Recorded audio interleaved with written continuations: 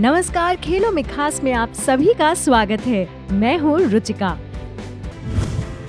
Our sports content is pure as 24 karat gold. Please like and subscribe it. Your support will help us in doing better. Thank you. और शुरुआत cricket के साथ। England और Australia के बीच 3 T20 match की series आज से शुरू हो रही है। पाकिस्तान के खिलाफ आखिरी मैच में सिर्फ 5 रन से मिली हार के बाद इंग्लैंड इस सीरीज की संभल कर शुरुआत करना चाहेगा। कोविड-19 के बाद अब तक खेली गई किसी भी सीरीज में ओवेन मॉर्गन की टीम को शिकस्त नहीं झेलनी पड़ी है। वहीं मार्च के बाद से ऑस्ट्रेलिया के लिए ये पहली सीरीज है।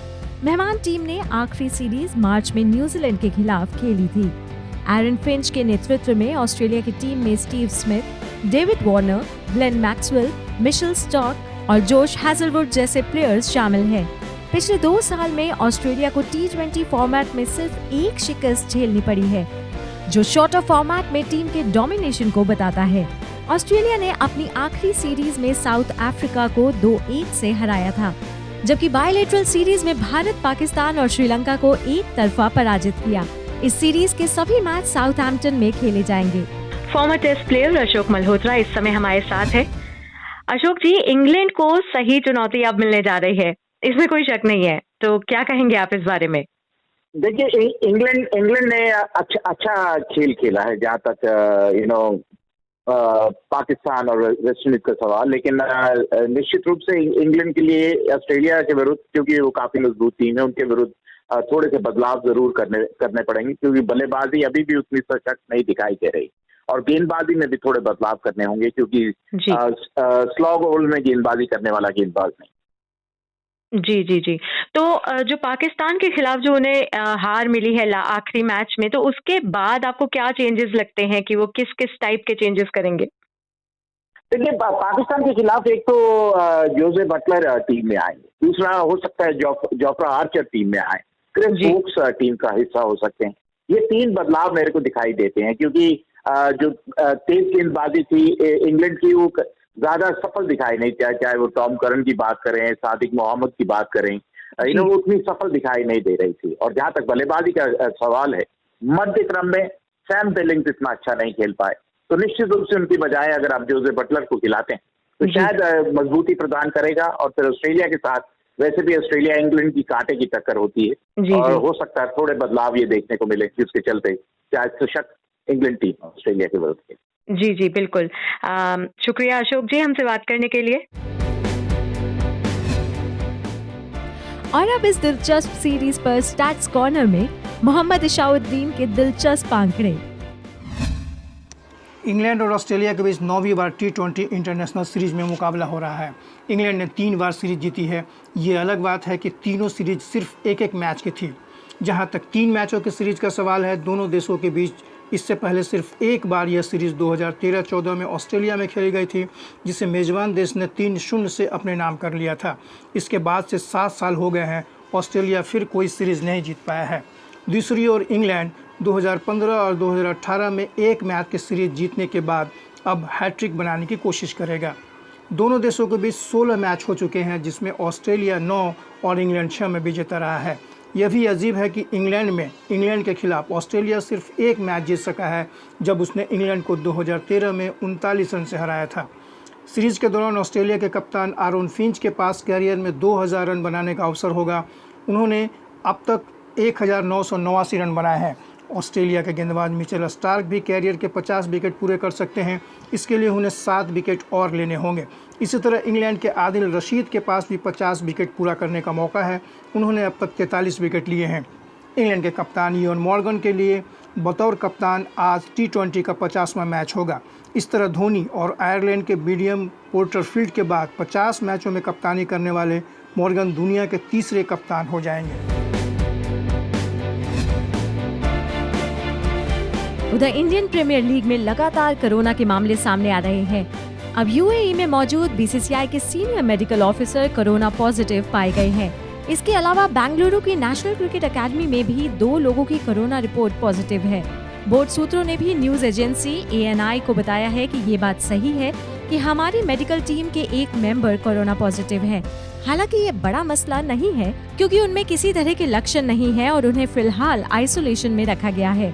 उनकी हेल्थ पर नजर रखी जा रही है। वे किसी के भी संपर्क में नहीं थे और उनके UAE आने के दौरान पॉजिटिव होने की आशंका है।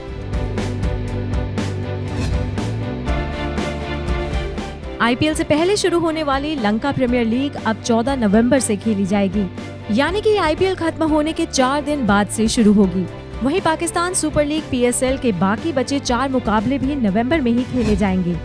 ये दोनों ही लीग IPL के बाद आयोजित की जाएंगी। लंका लीग का फाइनल 6 दिसंबर को होगा। वहीं PSL के सभी मैच लाहौर में खेले जाएंगे। लीग का फाइनल 17 नवंबर को होगा। लीग में सभी 5 टीमों Colombo Super Kings, Galle Lions, Kandy Royals, Jaffna Sunrisers और दाम्बुला कैपिटल्स के बीच 23 मुकाबले होंगे। वहीं PSL में 14 नवंबर को 2 मुकाबले होंगे। पहला क्वालिफायर मुल्तान सुल्तान और कराची किंग्स के बीच होगा। इसके बाद पहले एलिमिनेटर मैच में लाहौर कलंदर्स और पेशावर जालमी आमने सामने होंगे। लंका प्रीमियर लीग में गेंदबाज लियाम प्लंकेट और न्यूजीलैंड की टीम साउदी समेत 93 इंटरनेशनल क्रिकेटर्स के नाम हैं। पाकिस्तानी ऑलराउंडर मोहम्मद हफीज और वेस्टइंडीज के ओपनर ड्वेन स्मिथ भी लीग में खेलेंगे। उधर भारत के सुमित US ओपन से बाहर हो गए हैं। कल देर रात खेले गए मुकाबले में उन्हें सेकंड सीड ऑस्ट्रिया के डोमिनिक थिएम ने पराजित किया। सर्बिया के वर्ल्ड नंबर 1 नोवाक जोकोविच US ओपन के तीसरे राउंड में पहुंच चुके हैं, जबकि एक बड़े उलटफेर में महिला वर्ग में टॉप सीड कैरोलिना प्लिस्कोवा दूसरे राउंड से ही बाहर हो गई हैं। US ओपन पर और जानकारी के लिए संजय बैनर्जी। भारत के सुमित नागल US ओपन से बाहर हो गए हैं। कल देर रात खेले गए मुकाबले में उन्हें सेकंड सीड ऑस्ट्रिया के डोमिनिक थिएम ने पराजित किया। सुमित 7 साल बाद भारत के ऐसे पहले खिलाड़ी हैं जिन्होंने किसी ग्रैंड स्लैम का पहला राउंड जीता। इससे पहले ये काम सोमदेव देव बर्मन ने 2013 US ओपन में ही किया था। सुमित नागल अमेरिका के क्लान को हराकर दूसरे दौर में पहुंचे थे, जबकि थिएम ने फर्स्ट राउंड में स्पेन के जोमे मोनार को पराजित किया था। सुमित लगातार दूसरे सीजन US ओपन में शामिल हुए। पिछली बार उन्हें पहले राउंड में रॉजर फेडरर ने पराजित किया था, जबकि सुमित ने जमकर मुकाबला किया और 1 सेट जीता भी था।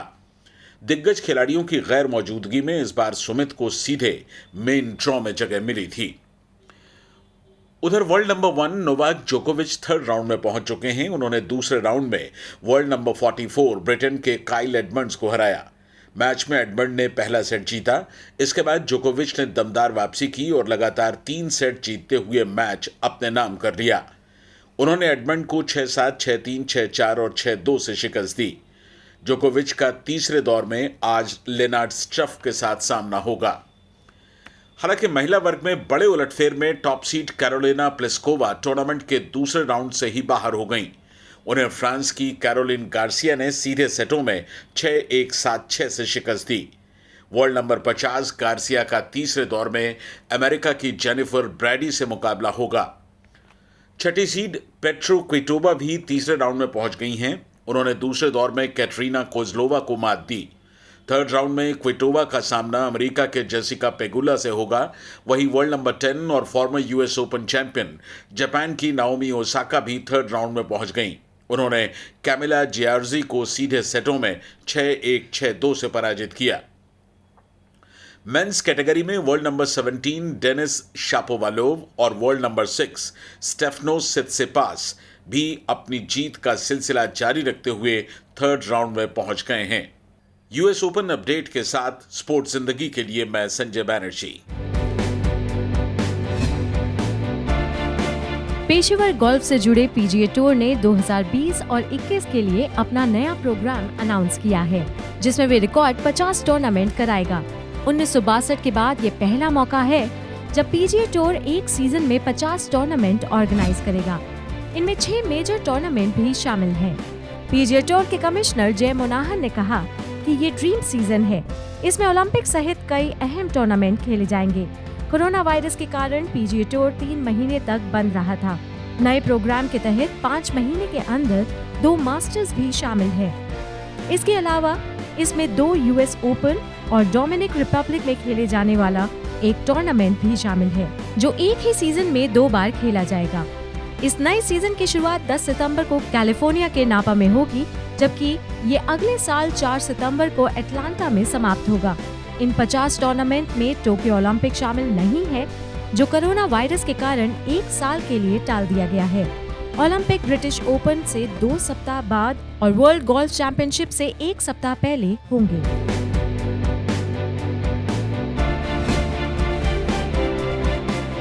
उधर पेरिस सेंट जर्मेन के दिग्गज खिलाड़ी नेमार सहित 3 खिलाड़ी कोरोना पॉजिटिव पाए गए हैं। न्यूज एजेंसी AFP ने सूत्रों के हवाले से बताया कि नेमार अपने 2 साथी फुटबॉलरों एंजल डी मारिया और लिएंड्रो पारडेस के साथ स्पेन के आइलैंड पर छुट्टियां बिताने गए थे। हाल ही में नेमार चैंपियंस लीग के फाइनल में अपनी टीम पेरिस सेंट जर्मेन को बायर्न म्यूनिख के खिलाफ जीत नहीं दिला सके थे। बायर्न म्यूनिख ने पेरिस सेंट जर्मेन को 1-0 से हराया था।